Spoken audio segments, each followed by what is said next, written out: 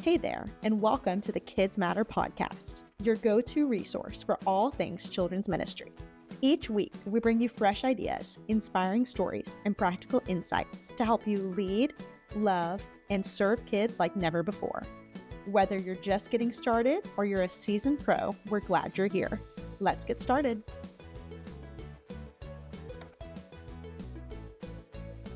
Well, hey, KidzMatter podcast family, I hope you're having a great day so far, and I'm glad you tuned into this next episode of the KidzMatter podcast. Today, we're going to be talking about how to create kid-friendly portable spaces, and I'm sure all of us have dealt with this in one way or another during our time in KidMin leadership.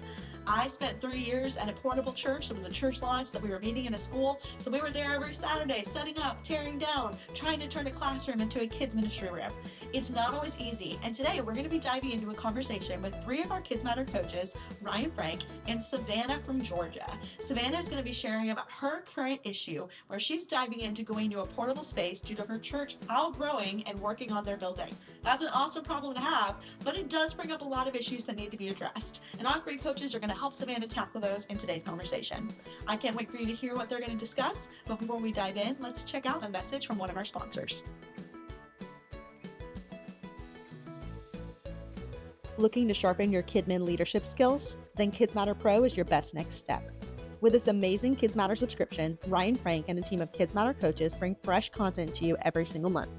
From members-only podcasts to specialized group coaching calls, KidzMatter PRO content is designed to equip, empower, and encourage you on your KidMin journey. Start your free 30-day trial today at kidzmatter.com/pro. That's kidzmatter.com/pro. We can't wait to jump into today's conversation, so let's get started. Hey, what's up, KidzMatter Pro members? It is Ryan Frank, and I am joined by some friends I will introduce you to in just a moment. And we want to welcome you to our KidzMatter Pro member makeover.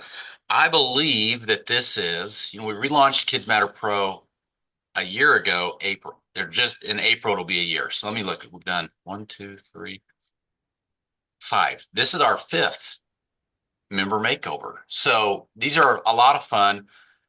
Thank you all, KidzMatter Pro members who are with us. Savannah is here kind of in the hot seat today. We're going to be helping Savannah, but we have also invited all of you to jump on Zoom and just participate, because I know you will find a lot of value and that we will hit some things that will help you in your ministry. So if you're with us live, thank you so much.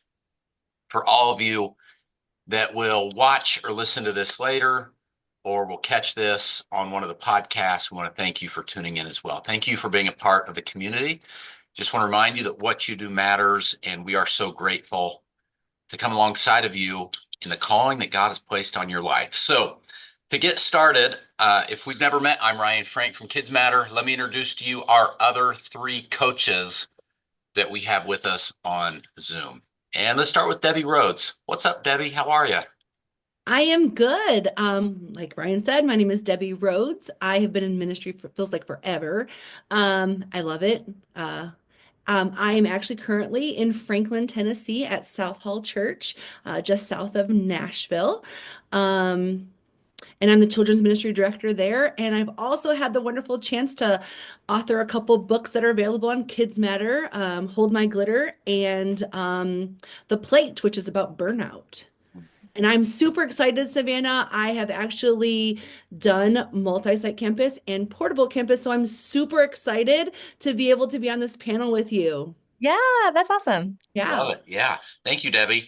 And you do need to check out Debbie's book, because they are very, very good. I know I'm probably a little biased because we had a part in making them happen, but I think they're great books. Tell us, Debbie, real quick. So you said The Plate is about burnout. What is Hold My Glitter all about?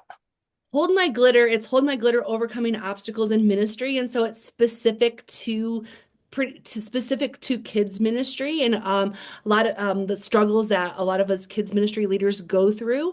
Yep. And so glitter is one of my favorite things in the whole wide world. And I know that that is not always true for everybody in ministry, but I think it's amazing. And so Hold My Glitter is the whole book is about overcoming obstacles, and I'm gonna take a fun little take on glitter that kind of makes us happy. Love it. Love it. Mhm. Thank you, Debbie. All right, and next we have Vicky Abbott. Vicky, thank you for being here. Good to be here. I know I could just say, same, Debbie. Glitter is fun. Yeah. Yes. So Anthony, my you name shook is, your head yes. Anthony, are you a glitter lover too? Now watch. Something's he's, coming. Look at that. Oh, that's a yes. That's a yes. What is that? That's confetti, but it's close to glitter. So yes. Same thing. Same thing. he's close. So Vicki Abbott, I am on staff at a church in Grand Rapids, Michigan, Ada Bible. I've been here for 13 years. I've been in ministry for over 20. I love what I do. I'm passionate about what I do. I think we have the best job ever. Yes. And we are multi-site.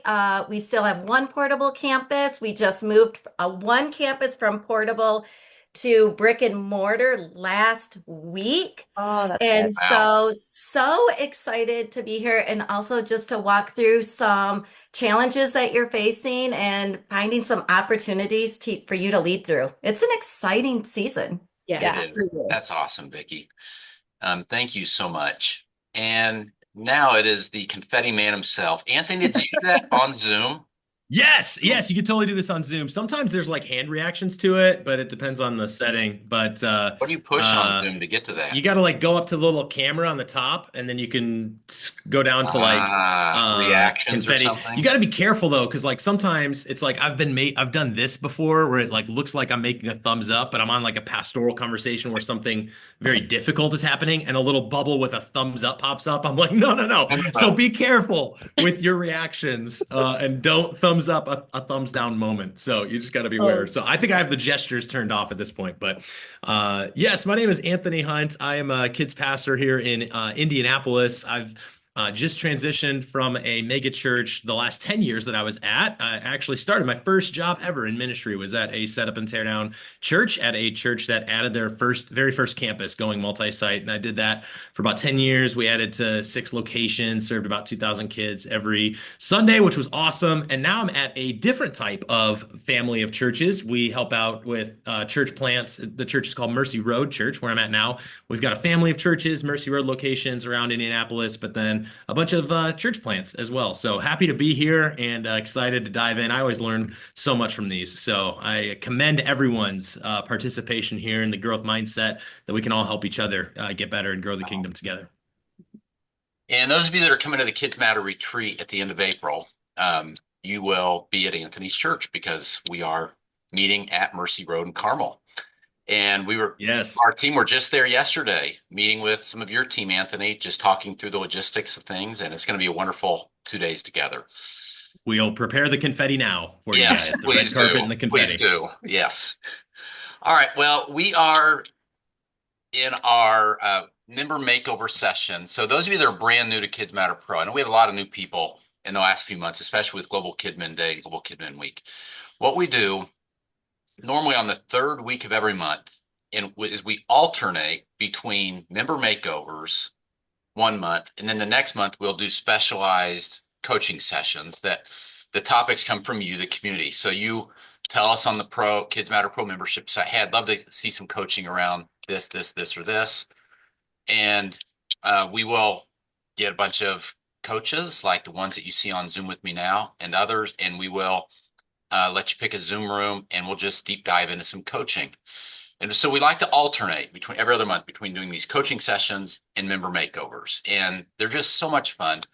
And want to remind you that you can apply for a member makeover too, which Savannah did on the website. You just go to Kids Matter, log into the Kids Matter Pro membership site, and on the member makeover page is the application. So if this is something that intrigues you, really the heart behind it is to help the entire community, but one person in specific to think through some challenges, overcome some hurdles maybe they've been facing, or maybe it's something that you're wanting to do or launch, but you just don't know how to get started.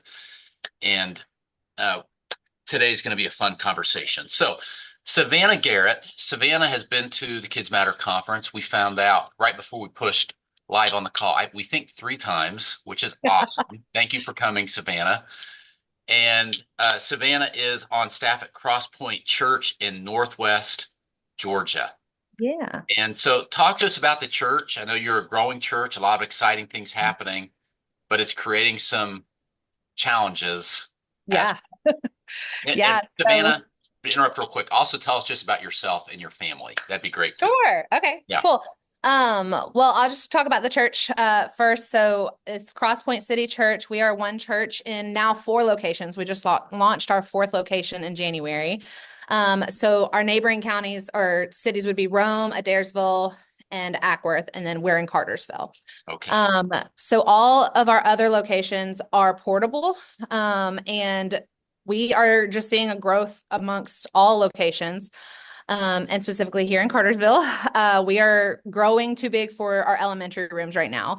And so not only that, but the adults are also growing too big for our South Auditorium. So we are knocking down this building behind me and basically going to make a bigger adult space so we'll move out of here into a temporary space, and then they'll redo our space over here and we'll move back over there. So I am looking for stuff particularly about this temporary move. It's going to be pretty much portable. I mean, I've got to leave it how it looks after gatherings. So we have 4 gatherings here at Cartersville, 1 on Thursday and 3 on Sunday. And then our other locations are all on Sunday, 2 gatherings at all of them. And so, yeah, so that's Cross Point. Across all 4 locations, we probably see about 700 kids with preschool and elementary across all locations. And I have 2 kids in kids ministry. I've got a little baby. He's almost 1, which is crazy.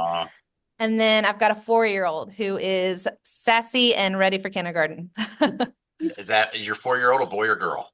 Girl. Her name's Everly, and then my boy is Isaiah. Love it. And Anthony threw some confetti for that one. I don't know if y'all caught that, but yes. I did it. That's awesome. Yeah. It's exciting. I love it. So I feel like, Debbie, you said that you've done the portable church thing. Mm-hmm. Yeah. Yes. Vicki, Anthony, have either of you had that experience? Yes, we actually, one of our locations is still portable right now. And we just moved one from portable to a space. But yeah, know the whole mix where some are portable, some are not, all are Yeah. portable. Yes. Every site's a little different. Yeah. Yeah. Yeah. Savannah, are you over all elementary at all the different sites or just one? So just over Cartersville, and then I create the curriculum for all of the locations. So we're really one team. We work together really well. So basically, whatever I do here, they're doing there. We work really well together. But Nice. they each have we have someone over preschool, and then we have a kids minister who helps out all of the locations. So that's just for here. Every other location has one coordinator for both preschool and elementary. Okay.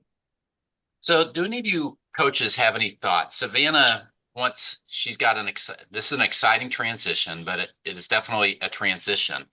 She wants it to be as smooth as possible for the families. Yeah. She wants it to, be a space that is inviting to the kids and conducive for kids ministry. Any thoughts? And sorry, Savannah, you probably said this, but the reason behind the elementary moving, could you give me a little more context? It's moving it's a shared space now. You guys are rebuilding onto the kids' wing. So this is an addition or expansion, or what's the reason behind it? So this is all happening this year. So preschool is going to stay and elementary has to move because it's in this building that's about to get knocked down. So right now I'm in my elementary room, like it can stay, but come April, we're going to be moving out to what we call the student building. I'm trying to get people to call it the far north, but anyways, moving out to the far north. And it has rooms, it has a theater, it has everything that I can need, but it has to be something that I can set up and tear down every day. Yeah. So I've got through obviously tablecloths to add color. I've got to basically make a portable check-in. So they'll walk into this not super big space and have a lot of families run through it. The other thing is 4th and 5th. I love 4th and 5th. And so I just want to make an inviting experience for them as well. And then also with the whole family situation, I just want the families to not see this as, oh, inconvenience. Like Sure. preschool's over here. We have a lot of young families. So preschool's over here and you got a 5-minute walk out to the back yard to go to the far north.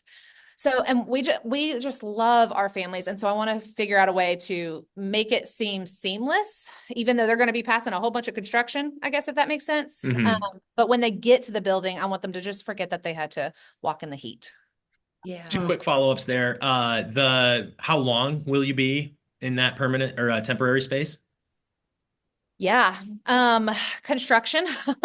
So maybe a year, maybe 2 years, because they have to build the adult area first, and then they're going to redo this area. Unknown. And so that's great. Years, The though. reason that the building you're in is getting knocked down is because you'll be adding to it. Is that correct? Did you mention that? Or that's Sort the of. whole I reason, right? Yeah, Expanding right and now building. it's our overflow. It was a gym. We changed it to our overflow, and now we're just too big for our overflow. So we Yeah, are. but you're making more space. Like Yeah. that's kind of the reason for all of this, right? Yep. Yep. Okay. So like, where's And keeping that vision in front of our families too, you know? Right.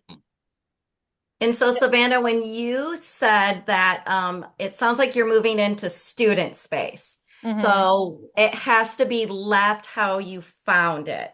It Mhm. sounds like you're moving into student space and they want it to still primarily be student space with children's ministry coming in to use it. Well, Yes. students are also having to move portable. Okay. So it's Okay. basically going to be, we have an institute here. So, and then we have a bunch of different classes and groups that meet here. So it will be gray walls, TV, and whiteboard on the walls. Okay. Okay. So you have to move everything in and out. So like I'm thinking, yeah, like your kids are going to want toys, they're going to want fun. And so can you get black shelving on wheels? Yes, we are going to have one for just kids in each room. Okay. And so I don't want to say it's pushback, but I always like to follow up and ask questions. Could you leave things in room if they were covered? So a lot of our spaces, even in our campuses, are multi-use space. And so in our kids ministry area, we have a lot of black shelving, but we need to cover it up with nice black curtains. So we can leave it there. It just needs to have black curtains so it kind of disappears for big group meetings. And so I don't know if that's even possible, but we would love for you to maybe consider that or even ask that question. And even students, like anyone, are there things that or space to use along the wall? I don't know. Yeah. Yeah. Yeah, I question. can definitely answer that. Yeah. So being from doing portable, so I like what Vicky was saying, even if there's things that you all could share. But so there's a company called Church on Wheels, and Okay. they actually, you know what I'm talking about, Vicky? You know? Yeah, I do. We use all of their Yes, things. and they have amazing movable shelving and movable things that even close up for you. And so you can even decorate it. Like we would decorate it so they knew that which one was for the kids ministry. We had like our stickers on it and that sort of thing. And so it kind of made that fun. But we just did a lot with, and actually, so we are actually in the middle of our whole kids ministry being redone right now. And Yay. so we're actually like, okay, this class is moving while this room's being done. And so I totally understand. And so as far as you're not going to be able to, the construction's going to be there, but just continually giving updates to the parents, letting them know what's happening, what's going on, keeping that vision in front of them. And that will really overshadow any kind of inconvenience that you have. The attitude that you have, the attitude that your team has. Yes, it can be frustrating, but just keep that vision in front about how wonderful it's going to be. And until then, the space may not be exactly what you want, but you can still make it fun with like some pop-up banners and some like your kids check-in area pop-up banners. They also have portable check-in stations that you can wheel in and wheel out, that sort of thing as well. Okay. Think through like small carpet circles. I know you can order them all over so they don't take up a lot of space, especially if you're using the portable church containers that shut, but they can go on top of shelving units. But I mean, they're cute and they're fun, and you can add color. You can also make that where fourth and fifth grade has special colors, or they have a special space, they have a corner that really is just for them Yeah. in that room. If I could jump in, I think like my mind, Savannah, goes to two places. One, is that you could immediately get wrapped up in a lot of the tactical things. And so that's where our minds kind of go, depending on your wiring as a leader. It could be like, okay, we have all of this stuff to do. We have to figure, and all of these things, I'm not diminishing any of that, by the way. We need like the Church on Wheels, Portable Church, like all of these companies that exist have great things to check out, and we should spend a lot of time getting all of that right. How do we keep kids safe in a portable environment, as opposed, so like thinking through how will check-in work if there is no Wi-Fi? Where do we evacuate if they're in this building instead of that building? There's a lot of tactical things that we can spend a lot of time talking about it. I think that a lot of that would be a miss if you started there. I would suggest for you and your staff team to really kind of like lead up and say, how can we go about as a staff focused on a lot of change management principles? Because this is a big change that you got. And in the middle of it, and initially, like it'll be pretty exciting. Like, wow, some people will, yes, grumble because there's traffic cones and it's not as convenient and you'll have to work with them. But initially it's like, this is awesome. Our church is growing. Like we are reaching too many people that they can't fit. Isn't that the whole purpose we exist as a church? We said that our mission, I saw yours, was relentlessly pursuing people that are far from God. We've been doing that and new people have been coming. This is, so it's like, that's good. That can only hold up for so long. Because, okay, after about 6 months, if nothing's really changing and it's still hiccup after hiccup, like this is actually pretty frustrating. Like, yes, I'm glad, but like, I can't live in this forever, especially if you don't know a date. Just a very small tip. If you don't have a date, like you said, might be 1 year, might be 2 year, I would advise not getting anybody's expectation about a date. I have been in too many, to answer your question, Ryan, of like, have you ever done this before? Of like, what experience do you have? I started at a setup and tear down campus at a church, at a school. At one point, we thought we were going into another school, but we weren't. And then we like gave people a date for the permanent location. And then there was some delay. And then we gave them another date. And then there was another delay. And then like it just became this thing where it's like, gosh, we should have never told them the date unless we were 100% sure. So I wouldn't mention to them, you can give them like a broad scope of like, hey, we're going to be in here at least a year. And then we're going to see how it goes. Like just so people know that it's not next week that like this will be the season we're in for a bit of a time. But I would avoid a date. Like if people circle January 1st, 2026, and then that comes and it's not happening, like that will be a mess to deal with. But I'm just going to throw it in the chat, and I think everybody will be able to see this. I won't go through them all right now, but just 3 change management resources that you might check out as a team and be thinking about that. In addition to all the tactical things, like be thinking about what are like tacking on to what Debbie said, like the vision.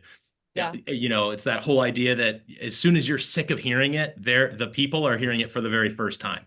Like, so repeat the vision all the time, give people space to, express the change. If it is a headache for some people, that's okay. Validate and acknowledge their emotion. This is difficult, and make sure people are healthy. The next thing that I'll just put really quick in the chat, and this is again, just a reference, is,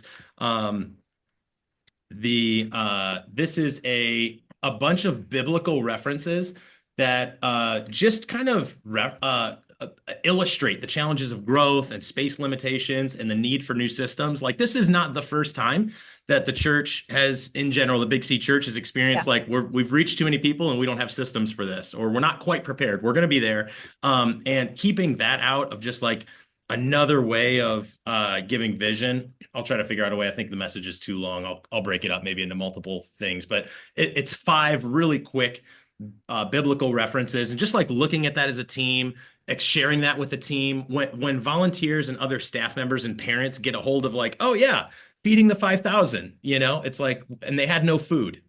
I think of Pentecost. That's not on here, but the growing church in Acts is, but like Pentecost, when 3,000 people say, hey, I want to be baptized. It's like, they were not prepared for that simultaneous baptism. They didn't have the resources. They didn't have the systems in place. It probably took them some time, but yet they wanted to minister to the people. And so it's like remembering why we're doing this, the fact that it's not going to be seamless.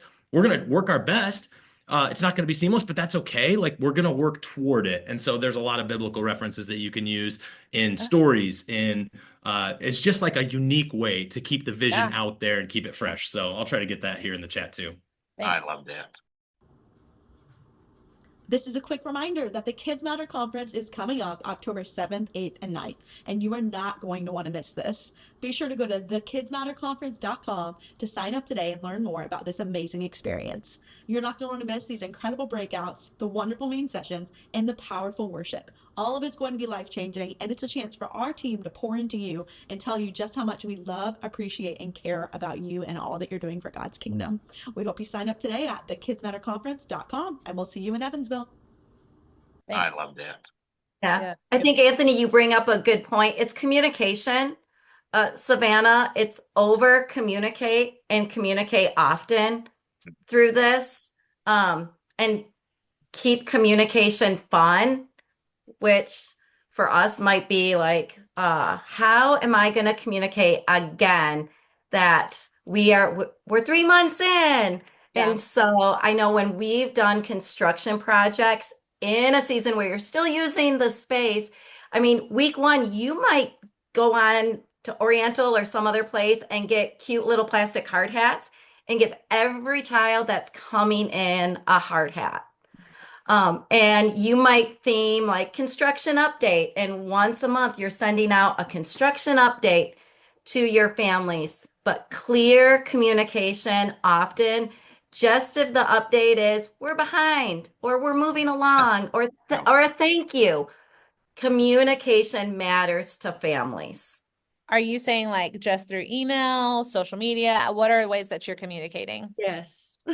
Yes, all of the above. And it depends on who, like parents, like any of your communication. If your church does text, if it does email, if it has a newsletter, social media, celebrate social medias. When that first wall comes down, celebrate it and just keep them in the know. We have found that really helpful in making construction fun because it can be an inconvenience. And so follow the construction tape or follow the caution tape, things like that, just to help them understand along with the end goal and everything that Anthony said, but communication along the way is going to be your best friend. Over communicate often. You know, when I think of some mistakes I've made, Savannah, in communication with changes like this is I forget that it's been said that over 50% of leadership is self-leadership. And so that's why I say, like, don't, that whole over communicate. If you guys as a staff team aren't reminding each other all the time about why you're doing this, like, it might be exciting when the first wall goes down, like that, like Vicky was saying. But then what about like 6 months in when you just get complaint after complaint after complaint, after check-in goes down, after the construction's not there, after you get a building delay, I'm not wishing any of this upon you, Savannah. Yours is going to be awesome. You won't have any of that. Yours is going to be up and to the right. But just in case, it's like every other thing that I've been a part of, just be prepared for that, because here's the subtle things of like, yes, the formal, when you guys were talking, I'm like, okay, yes, your formal communication plan should be in check with all of those platforms. But what about your informal communication? What about going back to the mistake I've made when the volunteer who I know has been struggling because they don't love this, they actually loved that space. That's where they gave their life to Christ, was in the old space. Like they have a attachment to that, and you have to lead them individually. Now they're in this space that they don't want to be at, and then the check-in goes down and a family yells at them. And then sometimes I can just, in all of my communication, I can just be like the chief apologizing officer instead of the chief encouragement officer. Well, I'll just be like, I know this is hard. Hang on. And I'm giving the message that like, this really stinks. None of this is fun. Hang on. I'm sorry you have to deal with this. Oh, I'm sorry. As opposed to like when I say informal communication, I mean, I want to meet that person where they're at. When that parent yells at them after check-in went down, when they're in a room that they don't prefer and they've vocalized that, I want to say, hey, I want to acknowledge what you're feeling. I'm so sorry, but remember why we're doing this. You know, like that, those types of moments that aren't formally communicated, that's not in your agenda on a Sunday morning, but it's those moments of frustrations where your presence can either add to the amplification of like, yeah, this is so hard and it stinks. You have to be the one to say, remember why we're doing this. I see what this is, a tough moment here, and it's not on my communication schedule, but let me just take some time real quick to say, here's why we're doing it. Did you guys see Johnny the other day? Johnny, who came to our church after we started constructing, like he wasn't here. He's never been in that building before, but he came here. And remember the prayer that he prayed? Like he's getting it and his family's never been connected. We're still able to do church while we're rebuilding, like those types of stories too. Like just keep, okay, that's all I needed. Okay, bring on the next angry family. Savannah, you just pumped me up because I can take a hit now because I remember why we're doing this. Yeah. Yeah, that's good. Yeah. Yeah, those are great. There's a lot of knowledge and wisdom getting thrown around the room today. This is good stuff. Yeah. CAO. Anthony, that is a good word. CAO. CAO. You don't need to be a chief apologizing officer. Yeah. Well, it gets to me too. It's like I have when I'm in those seasons, I'm just like, and I just made that up. I've heard like we need to be CEOs before, like chief encouragement officers, but I'm just like when I'm like dragging and it gets to me too, and it's not fun to do ministry. I can forget the why. That's where I say the self-leadership piece is so crucial. So Yeah, and all it takes is just like one or two of those moments where you're just apologetic or you're not in the right frame of mind that can totally just like take down everything that you've been working towards and all the positive encouragement you've been doing. And those moments can really wreak havoc. And so that was so good, Anthony. We were talking about this actually earlier, just keeping the vision in front of our teams of just our church vision. So it's really good. This is good stuff. Savannah, you mentioned in the application, I don't know if we want to give any practical help on this, but one thing she mentioned that she'd love to get some brainstorming around is how to effectively create spaces for both large group and small group in a portable setup, tear down situation. What are your thoughts around that, Savannah? Then maybe we can jump in and help. Yeah. So they'll have their small group rooms and then we move to a large group room. It's going to be in chairs. So basically what can I put on the stage that makes it a kid's stage, but that I can also put back behind stage? And then in small group rooms, I mean, the way we run it is they come in and that's relational time. It like right now there's magnets or there's coloring sheets or there's checkers, things like that. And I can buy more of that for out there, but is that the best way of our time? Is that the best use of our money? Is that a budget friendly thing? And then we go to large group, we come back and we dive into scriptures, we grab Bibles, talk about the story, and then there's an activity. So more so on the fact of like, how do I make the stage look like a kid's stage? It's inviting for the kids. They're excited to go. And then small group rooms, specifically our older kids. How do we make that? There's a lot of them that don't want to just sit around and color sheets. And maybe as we talk through this with Savannah, she mentioned earlier, she loves 4th and 5th graders. She's got a heart for preteens. She talked about that on the application. Like, I really want these preteens. And boy, this is such an important topic, isn't it? For all of us in KidMin, because I feel like that preteen age is so critical. And I don't know, I almost feel like, we miss it so often with these preteens if we don't have something special for them or whatever. So anyway, let's talk with Savannah. Go ahead, Savannah. Yeah. Well, I was just gonna say in August, we're kind of soft launching a 4th and 5th grade serve team. So we do have that.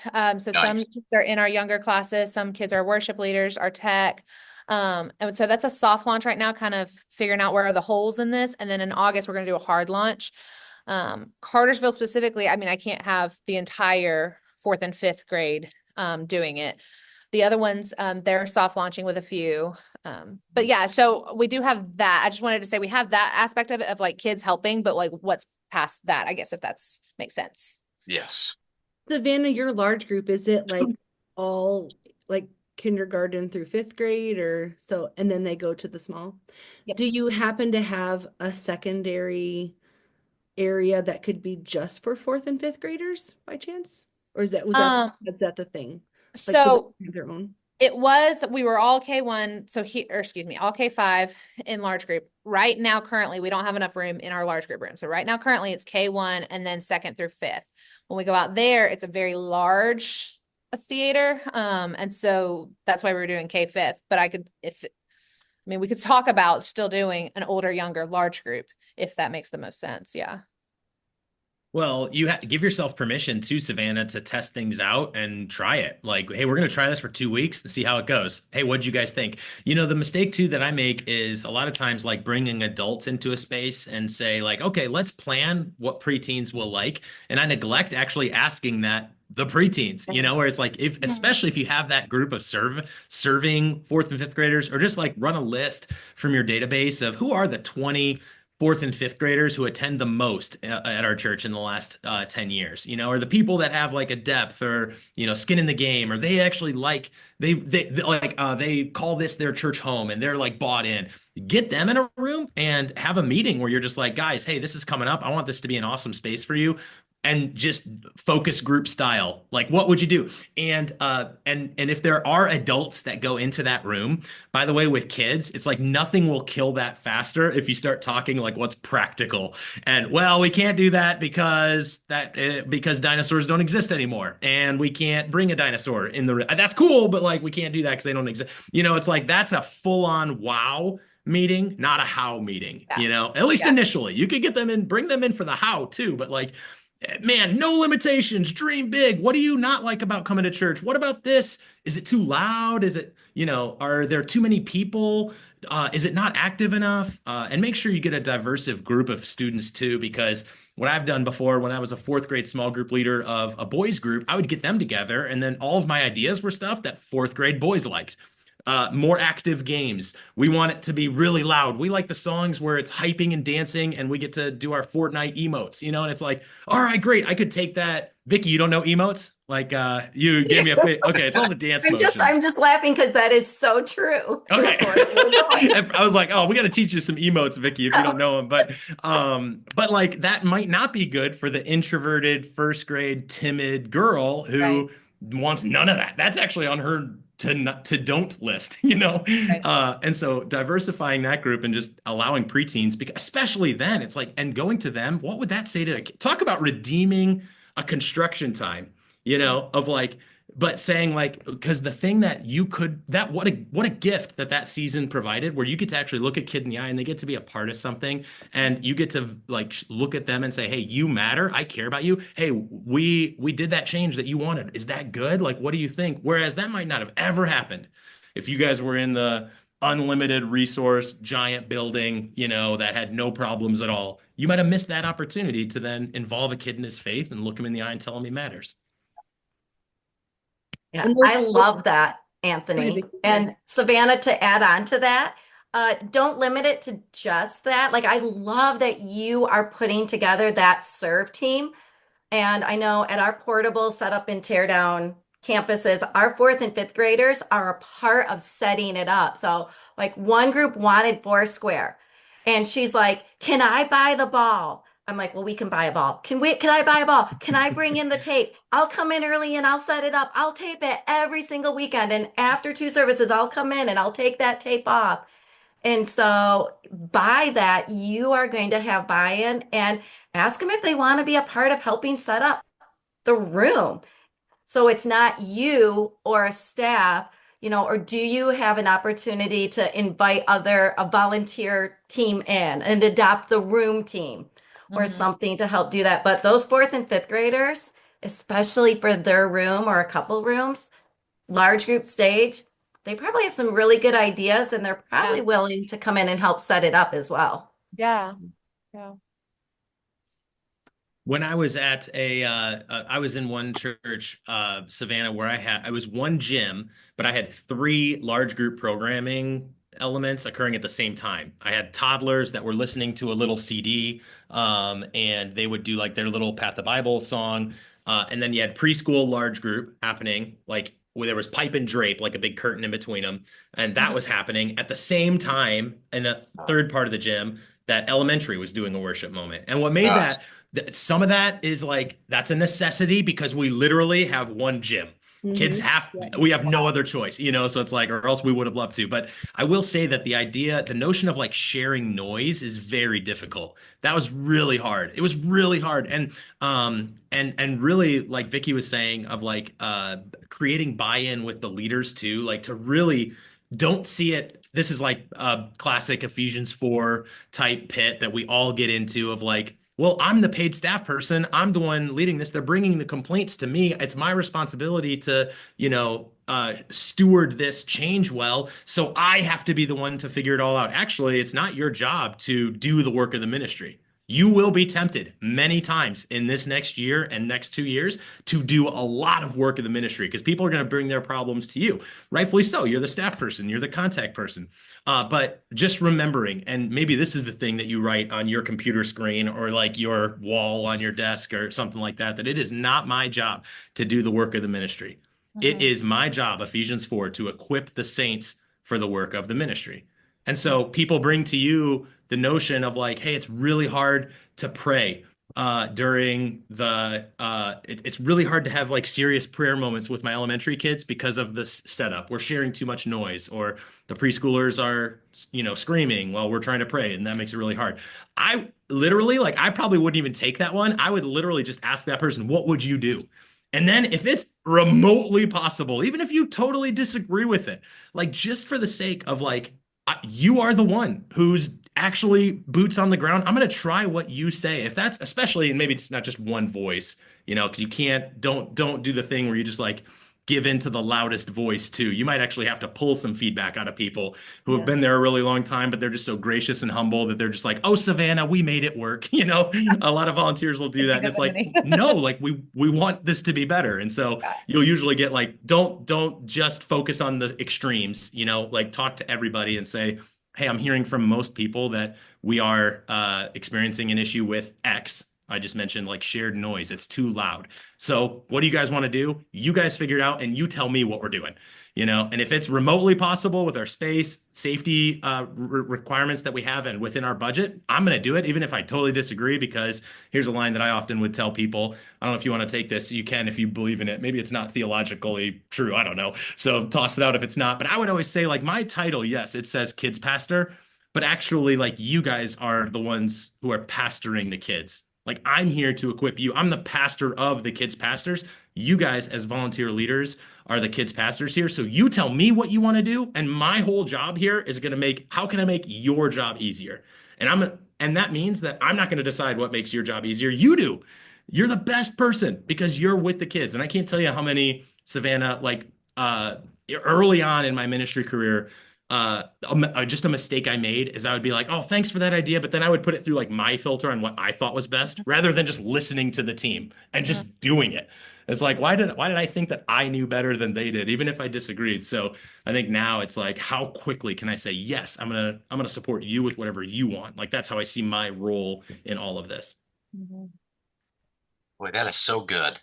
I've not given you Kids Matter Pro members that are with us on Zoom a chance to speak. If you have any encouragement for Savannah, I would love for you to chat that. Also would love to hear from all of you on Zoom right now, just what's maybe one of your takeaways. We've been listening to these coaches talk to Savannah about what's going on at her church and her situation, but what's something that's been said that has been a help to you? In our last few minutes, let's each give Savannah just a closing word of encouragement and just speak some words of life over her and her ministry in this season. Whoever wants to go first can go first, and I'll wrap us up. Go first. So, Thank you. Savannah, I am so appreciative of you and your church for seeing this and for growing and for not trying to figure out how to just stuff more kids, but you're really looking at how you can reach more families in the name of the gospel. And so it's not going to be easy, but you are doing work for eternity. And I think that is like just the number one thing of just continuing to point people towards why. Like we have the greatest why in the world. And so, yeah, I just encourage you just to remember that why. I love, Anthony, you said like put that on your wall, like what our job is. Put that why, like remember that why and share that why, keep it front and center. So, and remember it's his church. He's going to grow it. He's still the one in control. And so go vertical first and always, in all things, just keep your prayer life strong and your relationship with him number one through this process. So tagging on to that, Vicky, Savannah, like this is such an exciting time. Oh my stars, like how wonderful that you are going to get to walk this church through this, and God chose you to be able to do this. And so reminding yourself that God chose you of all the people. He said, Savannah, you're the one that gets to do this. But I just really want to encourage you, just like Vicky said about staying vertical, but just remember that you have to make sure that you take care of yourself spiritually and physically, emotionally, because it doesn't matter how amazing your building is. It doesn't matter how wonderful your solutions are. If you are not where you are supposed to be spiritually, emotionally, physically, it's not going to work. And so I just really want to encourage you to stay, like Vicky said, stay in his word and surround yourself with people that you can that can love on you well, and don't isolate yourself when you get overwhelmed and you get frustrated. And so I just really want to encourage you with that. I love that. And Anthony, when you're done, will you close us out in a word of prayer? Yes, I sure will. Confetti if I was you'd throwing like. some confetti. Yeah. Debbie's bringing the Yes. glitter. I could not agree more with my sisters here, Debbie and Vicky. I mean, the vertical thing, that was what's coming to my mind too, of remembering like what your job is and what your job isn't. Like if we would just John 15, abide in him, that's what's going to bear the fruit. You will be tempted many times, Savannah, throughout this project, because kids ministry is not only the most important ministry in the church. I know I'm biased, but I believe that it's the most important and strategic work. Giving the next generation a biblical worldview is the foundational work for all of us, and that's what's going to change the world. And so that's a big task. You are called by God individually, like Debbie said, to do the most important, but also most difficult, because kids ministry is every single department or area of a church into one department. Like you're not just leading kids, you're leading groups, you're leading worship. You have to know IT. You got to have production. You're doing guest services. We're not only working with children, but adults and parents and volunteers. It's like it's really hard work. So that it's hard work as it is. Add a building project on top of that, like that alone wasn't enough for you to carry by yourself. So I'll leave you with the encouragement of what Jethro told his son-in-law Moses in Exodus 18. It's one of the passages I threw out in the chat. But he said, as the Israelites were growing, Moses just kept taking thing upon thing upon thing upon thing. This is really important. I'm God's chosen person, so to speak. Like I'm the leader. And what Jethro just looked at him and said is like, hey, you're trying to do everything yourself. And he said, what you are doing is not good. And Moses is like, what are you talking about? I'm leading a kids ministry. I'm remembering my why. I have a perfect communication plan for the people in Georgia of all four. I'm helping with all four locations. What are you talking about? I'm leading this, ministry in a portable environment, and tactically and behind the scenes, like everything's going great. And yet Jethro looked at him and said, no, what you're doing is not good. Like you have to expand other leaderships. This is an idea of multiplication. So long-term leader development always over short-term ministry wins and execution. I'll pray. Father God, thank you so much for Savannah. Thank you for everybody in the Kids Matter community. God, may you bless and enrich our efforts as we go and try to make disciples of your children whom you love. God, this is a world that can often say that, man, when you're older, you can X, Y, Z. And we say no, that the same spirit that lived in Jesus and rose him from the dead is alive in every single believer. And there's no minimum age or height requirement for that. And so, God, we just ask that you would fill us up in a community, that none of us would feel alone, but that we have tools and communities from Kids Matter that can keep us together, keep us motivated and inspired to do your important work. We love you. Keep us abiding in you. It's in Jesus' name we pray. Amen. Amen. Guys. Thank you, Vicky. Thank you, Debbie, Anthony, Savannah, all of you Kids Matter Pro members. This has been a fun conversation. And Savannah, keep us all updated on how things go, okay? I will. Thank you, guys. All right. Bye, guys. Have a great day. Bye. Yes. Yep. I hope this conversation was a blessing to you, whether you're in a portable space or not. This is a conversation you're going to want to save for the future, because you never know when you're going to end up popping up in a school or a theater or some other location that's different than your church building. One big takeaway that I got was when Anthony Hunt shared that it's important to give vision to the congregation. Remember, when you're getting sick of hearing it, they're just starting to catch on. So keep sharing the vision of your ministry, keep sharing the vision of what God is doing, and let your congregation catch on to all that He's doing so that they can run alongside you. Thanks for tuning into today's conversation. Don't forget that the Kids Matter Conference is coming up October 7th, 8th, and 9th in Evansville, Indiana, and you can register for that at thekidsmatterconference.com. Have a great week, and we'll see you for next week's episode. Thanks for watching. Don't forget to like and subscribe.